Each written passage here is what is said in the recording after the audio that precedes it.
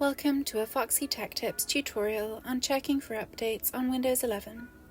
If you find this tutorial helpful, please consider subscribing to my channel and liking the video.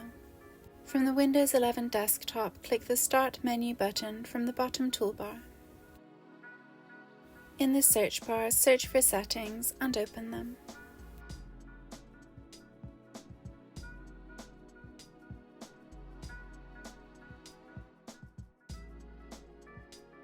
Here in the main settings, you'll see Windows Updates on the top right of the page. Select that.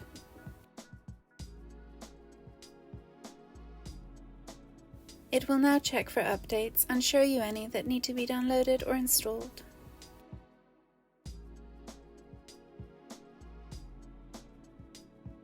You can easily install your updates from here. And that draws an end to this tutorial.